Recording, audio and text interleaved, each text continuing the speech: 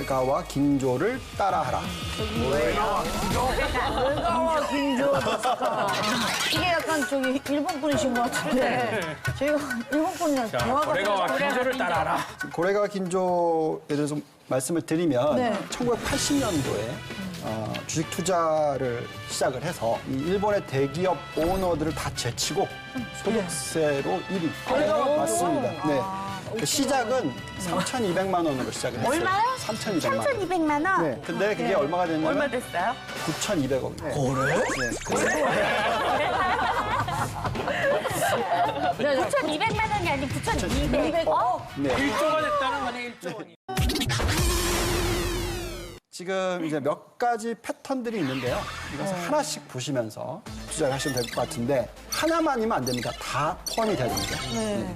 우선 3년 이상 불황이었던 업종에 투자를 하라. 불황이었던 업종에 투자를 3년 동안 안 좋았다. 안 좋았던 업종. 두 번째 포인트가 3년 이상 주가가 하락했던 그런 업종. 그렇죠? 또 여기에 이제 경기 민감 업종을 투자를 하라. 경기 민감한 건 하면 안 되지 않나? 지금 보시면 어쨌든, 예. 다 안 좋아지는 것 같이 보이죠? 네네. 여기서 중요한 게 부도 가능성이 없는 종목이어야 됩니다. 부도 가능성이 없는 근데 종목이 3년 이상 있어요? 불황이고 3년 이상 하락이고 하면 부도 가능성이 있지 않아요? 그렇죠, 있죠. 상쇄될 가능성이 그렇죠. 있고요. 그래서 종목을 골라내야 되죠. 그래서 예. 그리고 예. 더 중요한 부분이 이제 1년 내지 2년 안에 네. 다시 경기가 호황으로 전환할 업종. 그래서 고래가와 긴조 씨의 종목 선거법을 따라서 하면 네. 지금 뭘 사면 됩니까? 네. 지금 투자 유망한 업종이 아무래도 이제 건설 업종. 건설업. 건설. 그리고 뭐 정유화학 업종, 그다음에 뭐 중공업, 여기 조선도 포함이 됩니다. 뭐 다 그다음 얘기하시는 거 아니에요 지금? 그리고 증권, 증권이요? 증권이나 은행 업종 정도. 증권, 은행도 이렇게 볼 수가 있습니다. 뭐냐면 지금 이 종목을 잘 들어보시면 계속 지난 한 3, 4년 동안 계속 안 좋았어요. 주가 계속 빠지고. 그다음에 경기에 민감하죠. 네. 그리고 이 중에서 이제 망할 거는 이제 망해 나가고 있죠. 그렇지만 살아남은 쪽 있죠. 구조 조정이 거의 끝나가는 거죠. 그래서 여기 중요한 핵심 포인트가 다시 전환되는. 자, 이런 종목의 특징이 뭐냐면 한 번 상승하기 시작하면 무섭게 상승을 한다는 거예요.